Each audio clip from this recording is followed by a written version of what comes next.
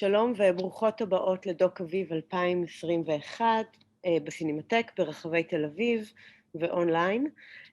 שמי לליב מלמד, אני לקטורית בתחרויות הבינלאומיות של הפסטיבל, ואני מאוד מתרגשת להיות כאן בפאנל יוצרות שארגנו במיוחד עבור הפסטיבל, עם כמה יוצרות המוכשרות שמשתתפות השנה בתוכנית. הפאנל קורה בשיתוף של מכון גתה בישראל, ואני רוצה להודות להם על התמיכה שלהם ושיתוף הפעולה.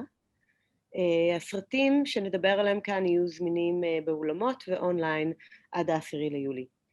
Hello and welcome to Docaviv 2021 at the Cinematheque around Tel Aviv and online. My name is Laliv Melamed. I'm a senior programmer at Docaviv International Competitions for the past 8 years. I'm thrilled to be here with a group of extremely talented filmmakers and to discuss their work today. Just a quick thank you to the Goethe Institut who support us and collaborated with us on putting together this panel.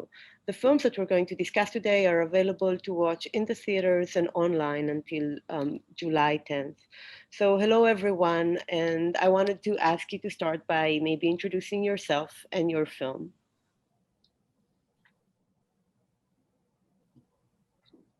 Hello, I start. I'm Salomé Jashi. I'm the filmmaker from Georgia. I'm in Tbilisi right now. And my film, Taming the Garden, is about a hobby of one rich man, and his hobby is to collect century-old trees. He commissions his men to uproot these trees and to bring them to his private garden. Hello, my name is Alina Gorlova, and I'm director of This Rain Will Never Stop. And of course, it's very hard to present your film afterwards, after the end of the movie.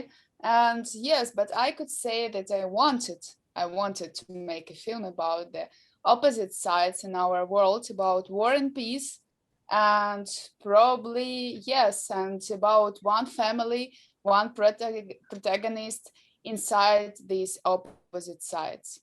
Yeah. My name is Anja Dornieden. I'm the filmmaker of the film Her Name Was Europa. And my film is about an extinct animal named the aurochs. And so the auroch is part of is the ancestor of all modern cattle. And it's about all the attempts that started during the Nazi regime of backbreeding this animal back to life, and also about the descendants of this backbreeding project and new attempts in Europe of backbreeding this animal. Hello, my name is Michal Weitz. I'm the director of Blue Box. I'm in Tel Aviv right now. I'm from Israel. Blue Box is it's a family story and a national story. It's about the diaries of my great-grandfather, Joseph Weitz, which all my life I grew up on the myth of him until I discovered the big shocking news about him, and I delve into the diaries and I'm telling this story. Hello, I'm Olga. I'm director of My Uncle Tudor. I'm from Moldova, but now I'm based in Belgium. And in my film, I am the director and the main protagonist at the same time. It's a very personal film where I go back to the house of my childhood and try to confront my childhood fears. Thank you everyone for joining us. As I already say, I'm really, really excited to have this conversation. And I wanted to start with a very general question. In all of your films, the situation you try to depict is quite complex for various reasons. And maybe I thought that each one of you can say what drawn you into this situation and how did you start to unpack, to do research or to think how you want to present the different tensions and complexities around the situation that you focus on in your film. So shall I start again? So what drew me to my story is that, so as I said, the film tells about, I mean, the kind of basic line of the film is that it's like this man collects the large trees. So once in Georgia, I mean, all of nation, all of us, we saw an image on social media, and it was actually a large century-old tree, a so-called tulip tree, as tall as like 10, 12, 15 block floors, was floating in the sea as it was transported to the garden. And this image was something very mesmerizing, very beautiful. I mean, of course, you never see a tree, such a long, big tree floating in the sea. And visually, it was very poetic, you know. But then on the other hand, it told the story of power and migration, of uprooting, and different things. So this ambivalence that was inside of me was something that attracted me very much. And this is something that I wanted to tell in the film, that nothing is really that this story, this is not one-dimensional, that it's very complex, and it stirs very complex feelings. And I think for me, these feelings is something that is grabbing. It's not just the story, but the feelings are more, is something that drives the film for me, or I wanted at least the film to be driven by the feelings.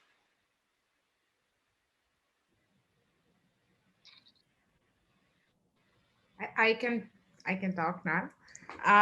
Well, I think that I didn't know that I want to do the film. It actually came to me. And because it's such a personal story, as I said before, all my life I grew up on the myth of my great-grandfather. He was a pioneer of Israel, and he helped in the establishment of the state of Israel. And 14 years ago, I discovered that he had another nickname, and it's the architect of transfer. It was a big shock for me, and I had to find the truth, and I had to find out who he was. So I started to read his 5,000 pages of personal diary, and I feel that the story came to me. And I had no other choice rather to do this film. And during the work on the film, I discovered that my family story is very similar to the national story. So they're actually going together in the film, which makes my family story very important for other people to see. It's not only our personal issues in the family.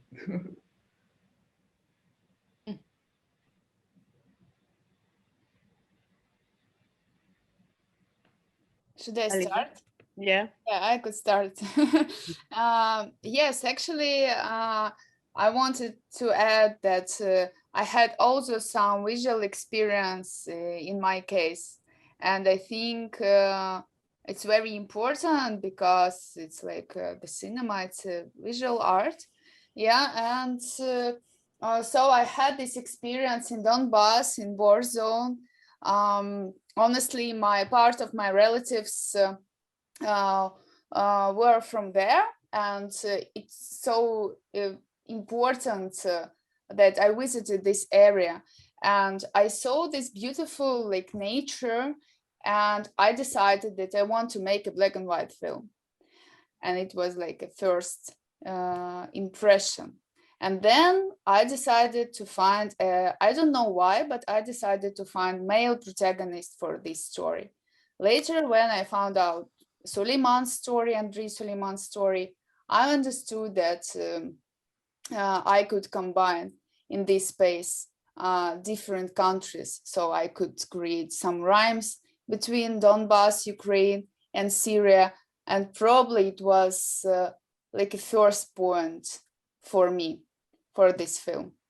Yeah, I decided that I could create one space in this movie between different countries. Can I ask a question? Is it your first film? No. No. For me, it's my first as a director. So just wanted to know. Yeah, it's third film. But first feature, yeah, first more than 70 minutes. Oh, okay. Yeah.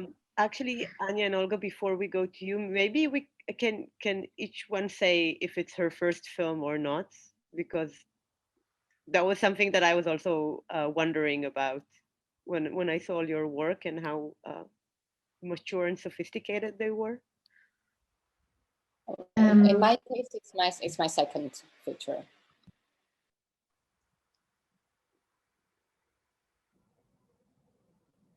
Sorry, should I continue? Or, in my case, it's my first feature. So I've been I made a lot of shorter works, and it was also kind of an accident because it wasn't supposed to be a long film. Just turned out that yeah, we gathered so much material, so it's like it's not just like we're co-directors, so it's me and my partner. Juan David Gonzalez Monroy. We make films together since 10 years. And yeah, also, I guess the question was previously how we started with this film. And I think for me, it was similar to what Salomé was saying. We saw something on the internet. We heard about this heck cattle, like, and these projects during the NS time, Nazi regime, that like these two zookeepers in Berlin and Munich started this backbreeding project, and it fit very well with this whole ideology of like recreating this like gigantic animal that's so dangerous and that they wanted to recreate as the symbol of Europe, this big wild animal. And then we found out that this animal, the descendants still exist, this hack cattle, and actually in the home state where I'm from, like Thüringen, which is in the center of Germany. And so we just decided to visit this cattle, and we're a little bit unimpressed when we got there. It was like, it's just a cows.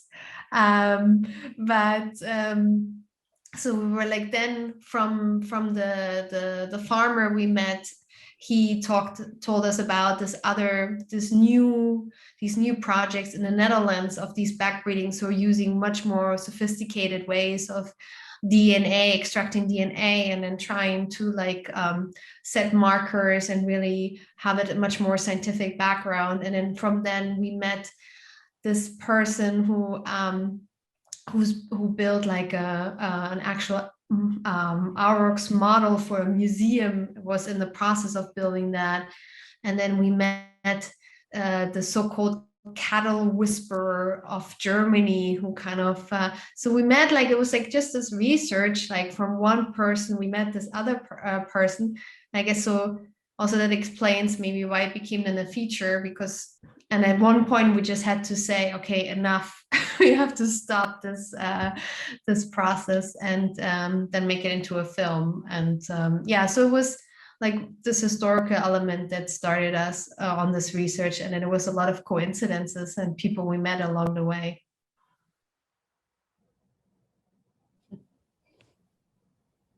Olga? Yeah.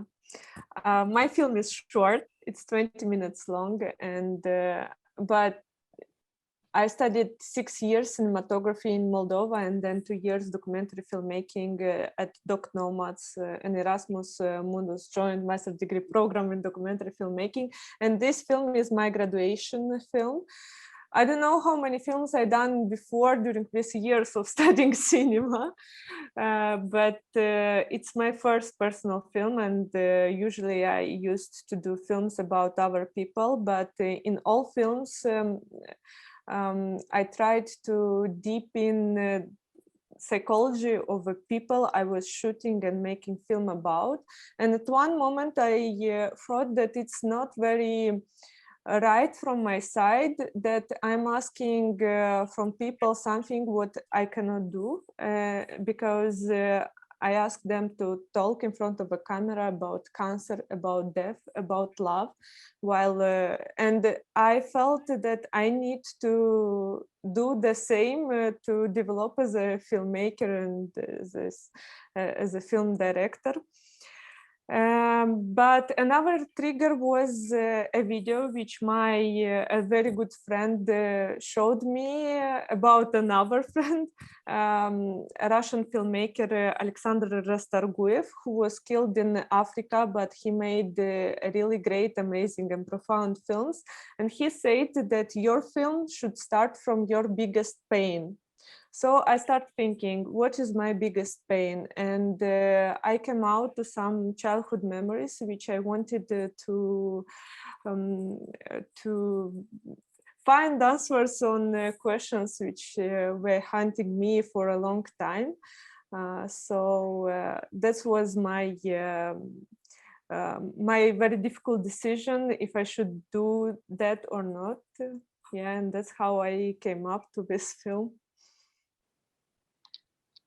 I was listening to you, and I thought about some words that were mentioned, like oppositions, ideology, feelings, psychology, even images. And one thing that for me was really strong, with this film is really feeling your position, whether it was very distant or whether it was very close, whether you use the camera to get closer to a situation, but or maybe to kind of like keep you in a safe distance, whether you want us to feel intimate with the characters or whether you want us to reflect and see some structural elements that one can see only from a distance. And I wanted to ask you to say more about this position, and I want to be more specific here. For instance, I think Michal and Olga, the two of you are working with your own families, and you tease out a lot of secrets that were buried. So there is intimacy, but also there is a sense that in a way the camera protects you, or put you in a position that allow you to start, unearthing these secrets. Salomé, in your case, it was really interesting that there are a lot of emotions, but your camera remained very observational. And for me, it in a way intensified the emotions, but also it added this kind of like fantastic element to the situation. I don't want to call it spiritual, because I really think it was sort of fantastic or surreal, at least for me. And Alina, the same goes to you. There were all these like beautiful montage moments that you, in this black and white, that you inserted into these very personal stories that create this very interesting dialectic between the personal family story and what you mentioned of, like creating this space, which is in a way one space and is a one space of deep fracture, the fracture of war. And Anja, in your case, of course, the text, right, and the images. So sometimes working with extremely formal elements that kind of like make us think about this attachment to an animal as a sort of ideology, right? And this, I don't know how to call it. Is it like a crazy obsession of kind of like backbreeding? Is it a sort of, a romantic, idyllic perception of the animal, right? Or the kind of like ancient animal. But it kind of like, it helped us reflect on this, that you put it in this kind of, you put the film in a very tight, formal aspect. The frames were always kind of static, and we had the title cards in between. So okay, I did my reflection on each one of your films, but maybe you can say more and think about it through the idea of being close or putting yourself at a distance, being distant in situations that are very intimate, or being very close in situations that are really, very formal or ideological.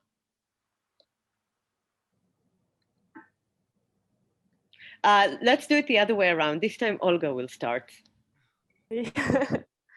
Yeah, in my case, the distance was very important because it is film basically about me, and initially I planned to have a separate DOP and sound engineer, but because of pandemics, they couldn't come with me to Moldova. So I was alone with my family and filming. But actually it helped me a lot because this physical exercise, when you have a camera in front of you, helped me to become a filmmaker and not protagonist in the film, and to observe everything from the distance. But at the same time, I think that because I was alone, it helped me to keep the intimacy in the family and capture natural emotions from my family members, which I wouldn't be able to do if I would have a big team behind me. And my aim was to guide the viewers into the story as a part of it. I don't know if it's clear or not, but yeah. And at the same time, the house became as one of characters from the film. And I tried to express my emotions through the visual elements from this house, which was changing in the atmosphere. So in the beginning, the colors are bright and yellow, warm, but gradually it were becoming like how old house with cold colors and empty. Yeah. This was one of my ways of telling my story. Anja?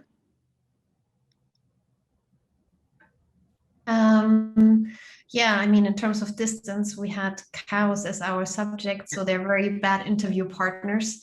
So yeah, there was like the distance from the beginning, and of course it was like an animal that was extinct. So we knew that there's only like going to be an approximation. So I mean, that's also a reason why we decided to shoot in black and white, because we knew that like we cannot like, there's like this whole idea from the beginning, it's like this flawed idea, like we cannot resurrect this animal. So yeah, our relationship with animals are constantly changing, and yet it was interesting to explore these different notions of how our relationship with animals has these different perspectives, and so yeah, you said like, yeah, we use this intertitles and really have to really explain like because there is a big difference between the historic process, like the historic backbreeding project, and nowadays we don't want to say that nowadays they have the same ideology behind than us. So we really wanted to have this whole exploration in the film like very open and very transparent, this distance, and also include our process as the filmmakers. That's why, I mean, our film, for example, it includes mistakes, scenes we needed to shoot twice because there was an error with the camera, and to really lay out this that all the flaws and mistakes that are inherent in this process. And so I don't know. Hopefully that answers a little bit this question. I just I need to add here as a comment that there is a beautiful moment in the film where you forget your film and you just enjoy some time in this kind of like reconstructed, I don't know how to call it, tropical theme park. And for me, that was a very beautiful moment all of a sudden when you really enter the film. You know, we do this kind of, you lead this kind of like very analytical process, and all of a sudden, yeah, we drank pina coladas at the beach. Yeah. I mean, because I guess, it does this little detour towards the end where we had this tropical island part planned, and we had like this whole concept of what we wanted to shoot, and we wanted to include this like the scripted ending, but then later on, I guess sometimes, yeah, you do all these things as a filmmaker, and then it doesn't, like in the editing process, they don't quite fit anymore. But I guess then we also decided that, like, oh, we should just be as transparent about our flaws and our mistakes in it. So that's why we decided to include all these elements in it as well. Alina? Yes, actually, I wanted to say something. I think that the distance is probably one of the most important questions during your filming. I don't know, like, of course, I asked myself why I'm here, why I'm filming from this point right now, not from that point. But actually, I decided to go free with it, you know, and just to make it how I felt it, and this way. But yes, in our movie, and I think it was really interesting experience. We were playing with the distance, so we wanted to show like our protagonist's life, and moreover, we wanted to show this background flow, yeah, and this world. That's why, I don't know, it was. I think that it was experiment in the movie, and I think it's important to make some things which probably is quite risky, but anyway, yeah, I think it's important. And I just wanted to follow a little bit this conversation, and it's really interesting to ask, I think, sorry for my moderating, Salomé, about her film and about the distance, because I have seen this movie and it's very interesting. I like this position very much. Yeah. I was also thinking, Salomé, if Alina already threw the ball to your field, you know, when Anja was mentioning that cows are not very talkative interviewers, I was thinking actually in how in your film, it's not that the trees speak, but you really see how people have different attachments to trees. And that was so interesting and so beautiful. Oh, trees at least shivers, so they make some sound. Well, yeah, I mean, yes, I think distance is something really important for me. Something that, as Alina said, I don't think too much about it. I feel it more, and then I try to, in conversations like this, I try to find an explanation why I feel like this. And the other day I was thinking about this example, like this comparison. You know, sometimes when you have an ordinary day and you're in a car in the back seat, or you're walking in the street, whatever, and suddenly, and you're passing, and suddenly you see something that looks strange, or that excites you, but you see only half of it, and then the car just goes away, and you don't see the rest of it. And in this distance, you see something very intimately, and you see half of the story, which you can then imagine and build up on it. And you don't need to be close to it and to understand everything. I think this fantasy is something that I admire much more. And listen, I once I had a project which I never did, just to have a sound recorder and be in the street, in a kind of quiet street where people pass you, and sometimes you hear like part of the conversation, which is so crucial, you know, like you cannot imagine this is the moment that I caught, and it's like one sentence or two words, but they give so much space for your imagination, and it makes you smile or laugh, or it troubles you, you know. So when I was working on this film, and this is the only comparison I can think of right now, why I prefer to keep this distance, is to let the space. Let the space be reconstructed, let the story or whatever be reconstructed in the heads of the audience. I mean, of course, here I'm much more closer than with the passerby, but still, I don't think closeness, like filming something closely, necessarily guarantees intimacy or empathy or deepness of the story. I mean, for me at least, it really depends. It depends on cases, of course. It can be any way, you know, anything can happen. But yeah, for me, that was kind of the approach. But also since a tree, not just a tree actually, since this caprice of this rich man was the core of the film, nobody was as important as this caprice. No person, no particular tree. So I could not go closer to somebody because they could not take over, they could not be bigger than the idea that this man had, and the power that this man had. Yeah, and also I think, I mean, I've seen some films of yours, unfortunately not all of them, but I'm very, very curious. And I see that there are personal stories about which I have other questions. But I also want to ask to Alina, because what was really interesting in Alina's film was this pacing, like letting the pace take over and kind of portraying something that is quite horrific in a very peaceful, also having a distance, even if there are moments when it's a close story, it's still a distance. And I think this pace also creates certain distance. I don't know if she would want to respond on this. Yes. Sorry, I had it's pity, I had bad connection during your question, but you asked about the distance between these horrible things, or yeah, or yeah, and also I thought how the pacing also creates a certain kind of distance. I mean that's actually at least what I felt, that it's war. You know, the environment is very hostile, but the pacing creates a certain peace and also as kind of distance for the audience to observe the situation from afar, even if there are portraits, and there's a portrait at some point as well. Mm-hmm.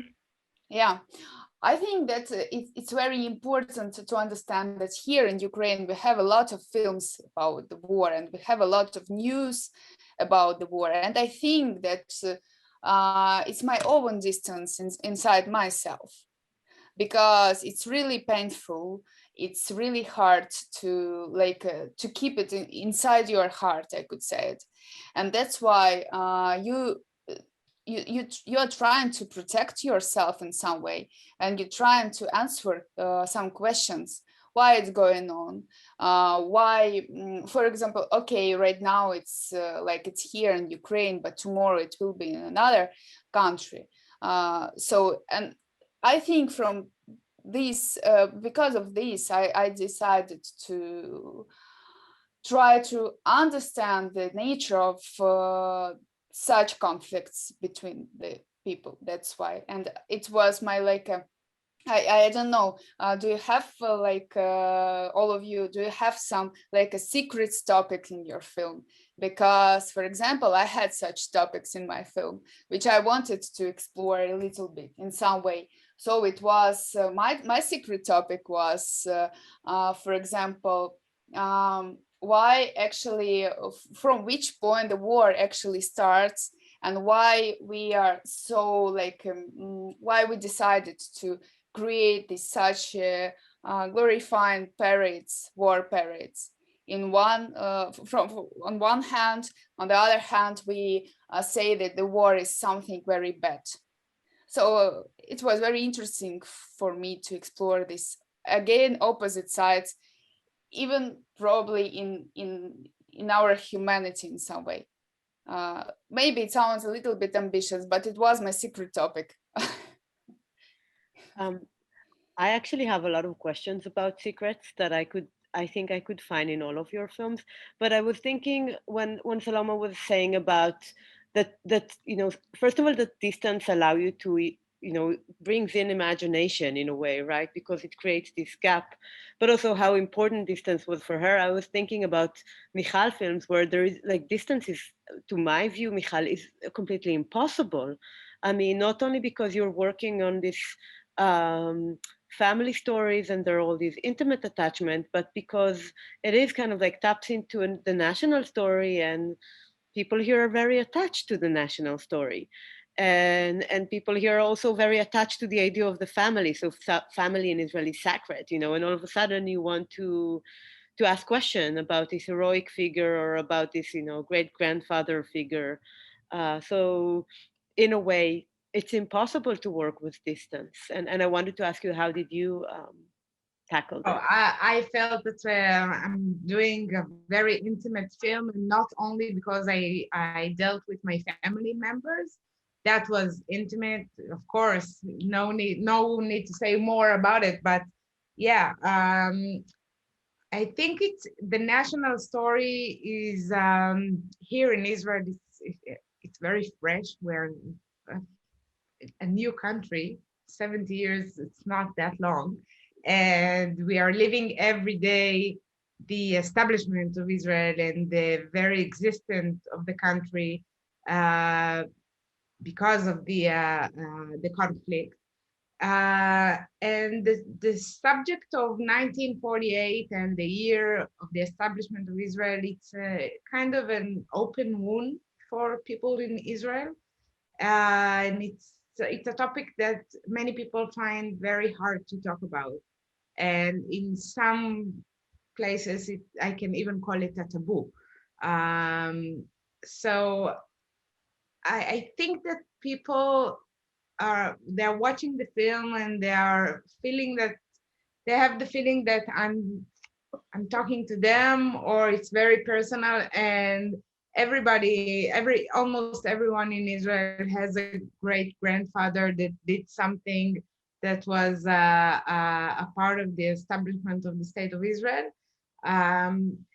So yeah, I think it's very difficult to keep the distance. The only thing that I played with the distance, only Salom also in my film, the forest and there were trees are some kind of protagonist. And the film, one of the subjects in the film is all the forests in Israel were planted on, not all, but most of them, planted on ruins of Palestinian villages from 1948. And for me, it was a big discovery knowing that during the work on the film, because nobody's talking about it when in school and stuff like that. So for me, I always saw the forest as a really beautiful thing, all the lush green and hiking, and it was very pastoralic and beautiful. And during the work on the film, I discovered what is going on inside the forest. And if you open your eyes, you start to see the ruins of the Palestinian villages. So at the beginning of the film, I worked with long shots and I kept the camera very distant from I wanted to see the big lush green forest. And as we go along with the film, I entered with my camera inside the forest and filmed the intimacy with the ruins inside the forest. So this is the only place that I played a bit with the intimacy and the distance. I think it's really interesting how space, this is just a comment, how space speaks in all of your films, space or objects, no? I mean, so whether it's cows or trees or houses or, Alina, in your, I don't know how to call it, these canyons, there are all these like images of the mountain and the canyons, the fractured land.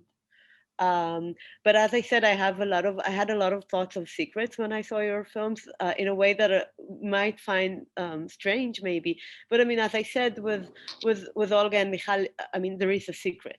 There is a family history that is denied or people disavow. But also, I mean, secrets for me are interesting because this is the place where we can start see like social constructions. We can start thinking about taboos and myth, right? So in the case of the two of you, it is about a taboo, right? Or this thing that is, shouldn't be done or should be ashamed of.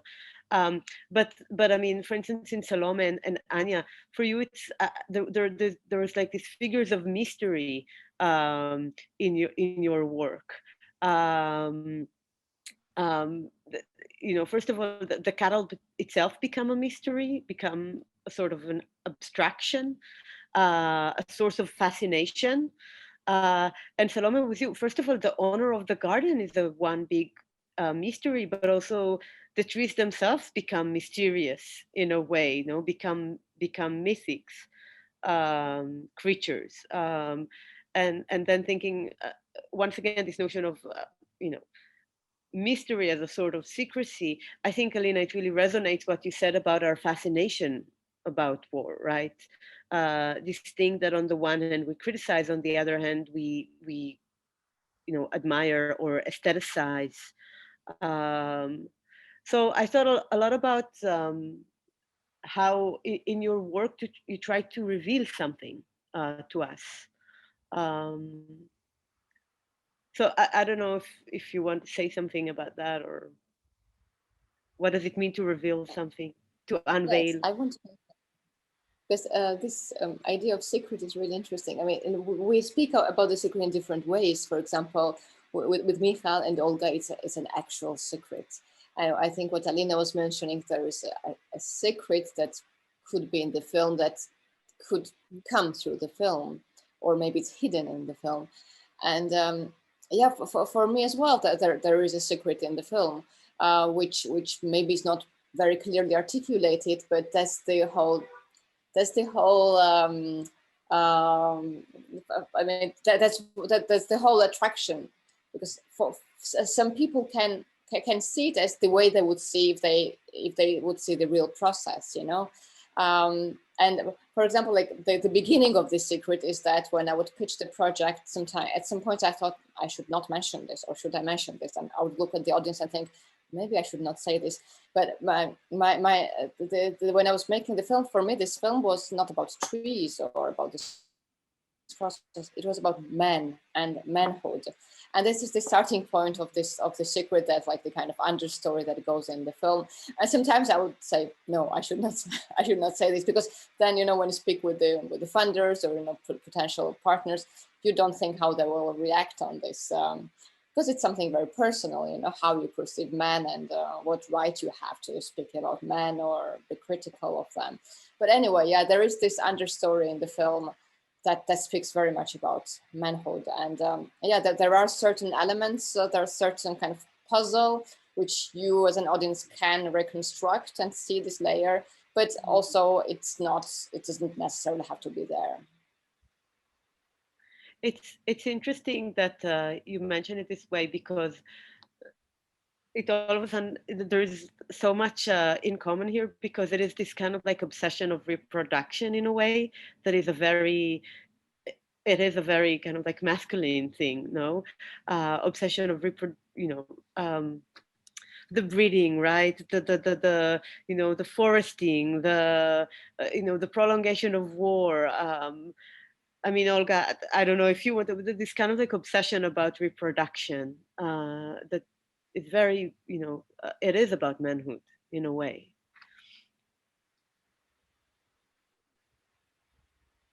Anyone else want to talk about revealing, or, you know, the film is revealing something? Well, I can maybe just say, like in our research, it was we noticed that a lot of people, like, of course, all these new projects, like for example now the Netherlands with the Towers project, I mean, they all knew about the history of the heck cattle, and they were really concerned, or they wanted to like make sure that they're not in line. Of course, they like have very different goals, but they were like very like, okay, but this is not going to be, how are you portraying the history of the cattle in the film? So like it was also like yeah, you knew about the whole back breeding product, where it comes from, where the cattle that they're working with now, where it existed, and there was like this, yeah, this dance around with the protagonist, like with nowadays, like people like very concerned, of course, that and to not be to distance themselves from that secret. So to really make sure, like, okay, but we're not trying to do this, like they were trying to do this, and we have this very different objective. We just want to create a a wild Europe or zones of wild Europe where like eco-tourists can go, and in order to have back these like different forests, we need big animals that also like then can survive on their own without our input. So it's really making sure, in our case, it was if all the people we spoke to distance themselves from that past. And actually, I have a question also about the secret, like of Olga, like how did like your family like then like did they know when you started to make this film what the objective was, or like or did you talk to your, I think your mother was there too and your aunts, like how did they react, or did you talk to them beforehand, or did you sit them all down, did you watch the film together? You know, in general, this issue is so complex, and I think I can talk for hours, or maybe I need to write a book, I don't know, to make a feature film, because for me, what helped is that I made an academic research about childhood traumas, and it helped me to understand the complex psychology of this kind of situations that imagine we never talked in the family. And why I decided to make this film is because of this silence, because even if there are some rumors about my uncle, he still could stay alone with some minor children from the family. And for me, it was very wrong that I start blaming other family members while I was silent as well. So I decided that I cannot blame others while I'm actionless. So that's why I decided to make this film. Maybe if I would be a policeman, I would do something different, but cinema is my way of discussing and expressing myself. And I didn't plan to have a conversation with my uncle. I didn't know that I will have a courage. I haven't been in this house for many years, 5 years or maybe 8 years. I didn't talk with anybody for such a long time, but the conversation was open. I had a recorder in front of me, and in the middle of a conversation my uncle asked me if I'm recording it, and I said yes, and asked him if he has any problems with that, and he said no, just he doesn't know how I want to use this audio. And I said him that but we don't lie to each other, we are just trying to be honest, and we continued the conversation, and I think that he even felt relieved at some moment, and only on the next day he started confronting me, and he was afraid about this audio which I did and how it will affect his life. Also, imagine when I recorded the conversation, he told his wife that I recorded the conversation, so everybody knew that this conversation is recorded, and that I'm a filmmaker and I'm doing a film about my childhood in this house. So she just approached me and asked me to not show these audios to their sons, but their sons also have children who also were affected by my uncle. I understand these reactions because my uncle is a very exemplary man. He doesn't have any bad habits. He doesn't drink, he doesn't smoke. He was always in the family. He worked on 2 jobs to sustain his family. And nobody could imagine that in our ideal family, where is love, friendship, and the relationship is so tight, can happen that one person which looks exemplary can turn out to have a double personality. And it's very hard to comprehend it, especially when for their children who are already 40 years old, or for his wife who lived 40 years with him. But at the same time, I realized that silence gives power to this kind of people, and silence encourage them to continue their life as it is. And I didn't want to give them power. With I cannot change my story, but I can change the life of our children and our parents, and prevent them that this is how it happens, and not how the stereotypes are in the society. You know, we say our children that don't go with strangers, don't speak with strangers, but most of the time our family members, our friends can be the ones who affect our children. I have a question to Olga. It's a really interesting case and very interesting film. And here, I mean, as we were speaking about the distance, it was in a way made with a distance, but also it was very, very intimate, very, very close. So you said that your family members asked you not to use this audio recording. And so you decided to use this recording, so to say, against their will. And I'm asking this as a kind of, as being empathetic about it, because there's often this question in documentary filmmaking ethics, what we can show and what cannot show. Like, can we show something to which we don't have 100% like confirmation, you know? And how do we deal with this moral or ethical dilemma, what we can show and what we cannot show? They didn't say me not to use the audio in the film. They asked me to not show this audio to children of my uncle. But children of my uncle have other children who were affected by my uncle. And same is for using this kind of audio in the film, and also faces of my family members. It was a big challenge also for me to find the right answers, and I'm still in confrontation with that, because on the one side,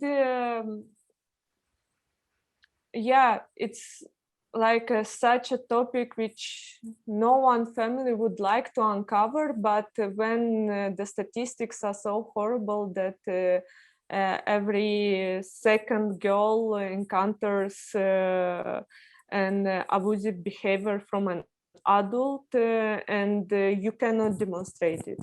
And even until 2007, it wasn't considered a crime. Like officially, you couldn't punish this kind of situations because there is no physical harm.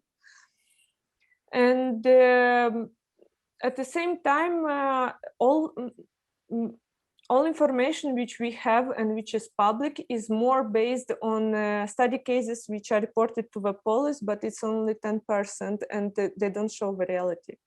So I had to decide whether to please my family members or to be honest with myself and with other people who were in the same situation as me. And I decided that it's more important to make my story public. And I exposed myself the most, and my parents, who also, for them, it's really difficult to receive questions which are difficult to answer. But after the film was public, many people wrote me and approached me who passed through the same situations, and they were still silent and they never told with anybody, and they passed through the depressions and don't know what to do. So I think that only by talking about this, regardless all obstacles, psychological obstacles or maybe family obstacles, we need to change this secrecy.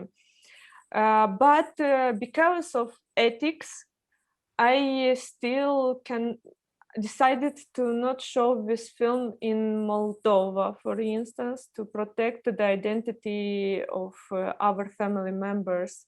Even if I have many requests from Moldova, and many people try to convince me that it's very important to show this film in Moldova, which I agree, but at the same time, there are identities of our people. But hiding the faces, I also couldn't, because I wanted to show how the all reality of a situation, you know, because we can imagine that this kind of people look totally different and not so nice, but they're really exemplar people from the first sight. So yeah, I try to find the in-between decision, like making this film, showing faces, using materials as I think they should be used. And I think that I have a right, because I was in this situation and nobody protected me.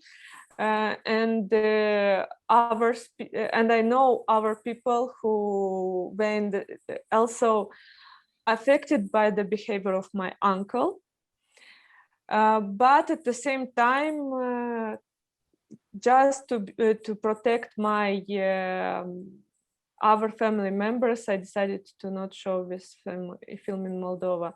Yeah, and I don't know, just I didn't want to make any revenge with this film. I just wanted to, because to not be silent anymore. You know, to not blame our people that they don't do anything.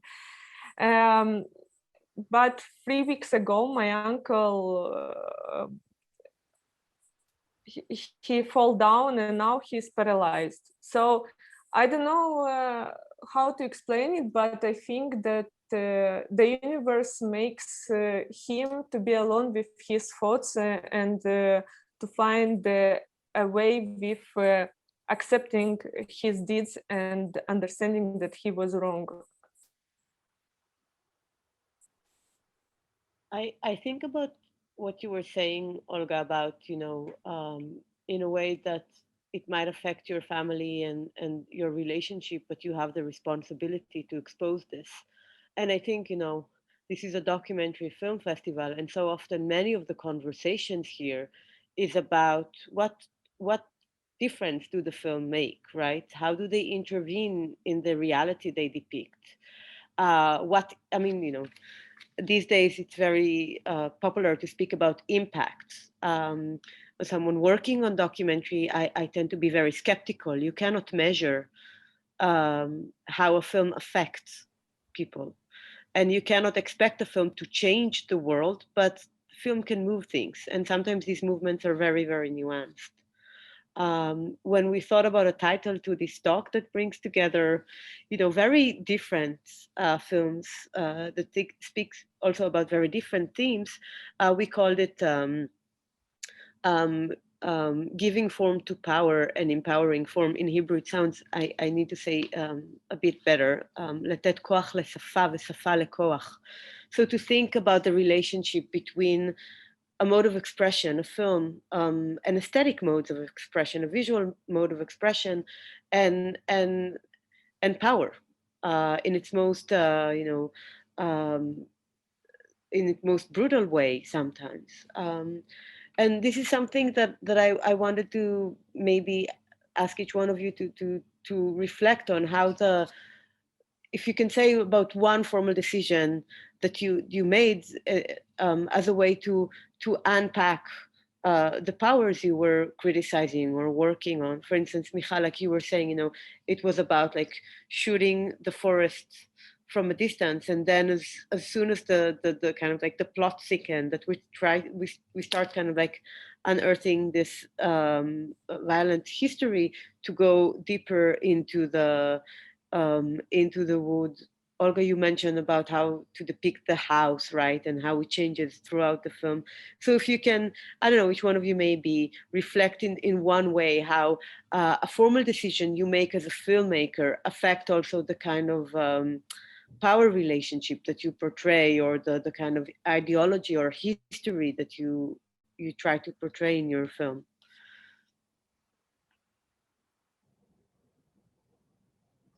or let me just add, or the way you think maybe it affects the audience, the way it moves something. Yeah, yes, in the film, so the film portrays this process of unearthing the trees and or dramas with people, etc. Some want to sell their trees, some are a bit upset about it, etc. And it's kind of, I think the audience witnessed quite some sad moments. It's not funny at all.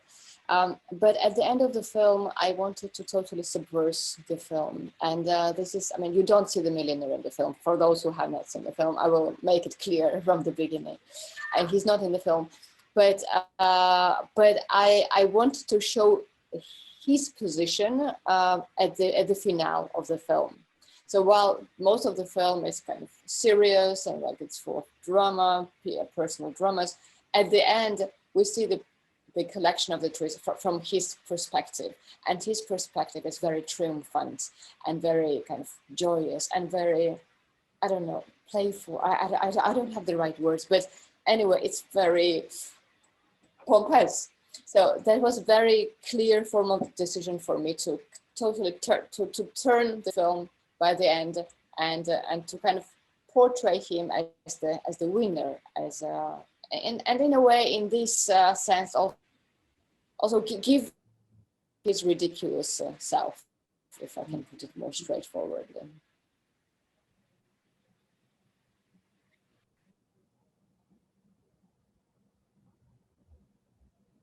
Anja, do you wanna? Yeah, I was thinking like, I don't know if there was like one particular formal choice in our case. I feel like yeah, it's hard to, like, I mean, we knew that we didn't want it to have like a message that we wanted to tell the audience. We were always very careful about like narration and who's speaking and what is this voice saying. So I think for us, it was more of presenting all these different characters that are somehow in relation to this animal and allowing, I'm sorry, I don't know if you hear my, this is my, my daughter in the background. So for us, it was, yeah, allowing or giving a very open form that with many different perspectives that allows the viewer to keep reflecting and to have their own association, like to keep it open enough that maybe each one can like certain elements or dislike certain elements or go on a so yeah, for maybe that's maybe more what we wanted to do, to have it open enough that yeah, it's hard maybe to have a clear to go out of the movie and have a clear message and like, oh, now I know how to think about it. For us, it was more like this, okay, but do I actually know how to think about it? Like, what is this? Like this uncertainty. Like for me, that's like very, like sometimes it can feel uncomfortable to be always in this uncertain position. But it is like, it can also, I really enjoy it. Like for me, it's really like, sometimes I don't really like a film that has too much of a clear message. And we're like, okay, now where I know in the first frame of the film what the filmmaker's message might be, I do really enjoy to yeah, just maybe uncertain paths. And then in the end, like, oh, be able to reflect on like, okay, this was like, this made me shift into this direction and this into the other direction. So I think this was, but I don't know, I guess we use many different forms in order to do this. But yeah. This? Yeah, may I say, because it's, I mean, indeed, what is really enjoyable process for me is to, on the one hand, create this scary message. I don't think there can be any film or any piece of art that is not, which is valuable and that does not shake you.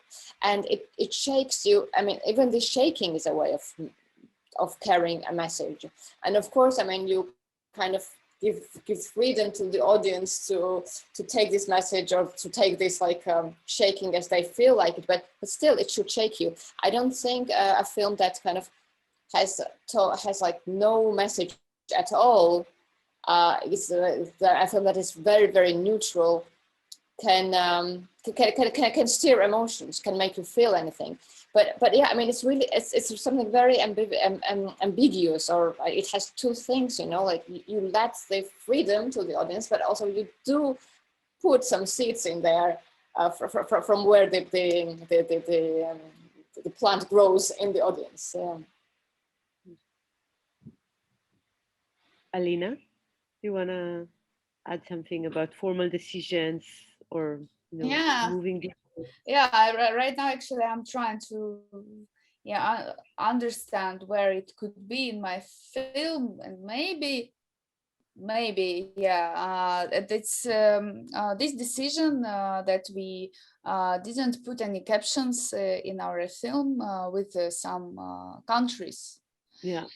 And really we didn't explain so much in our film, but I decided to work on another level of the understanding.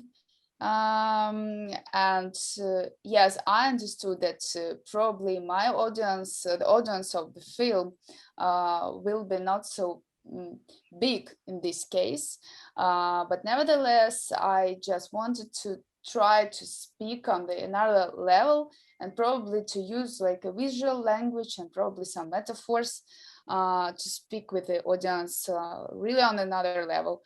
I don't know, and I see that sometimes it works, sometimes not, and it's okay. So probably it was my formal choice. Yes.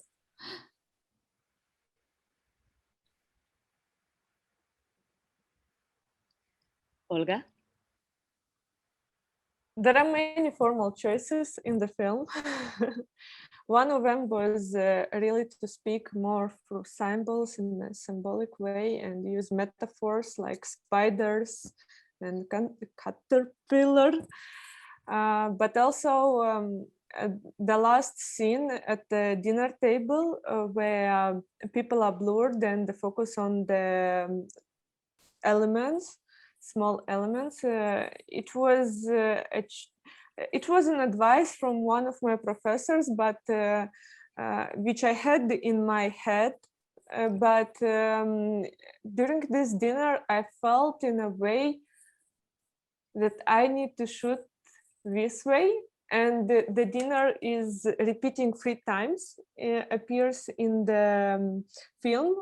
First time, it's when I appear for the first time in the film, because all the time I'm behind the camera. And the people are filmed normal, then people are blurred. And the last time is when the credits come in the film, in the end.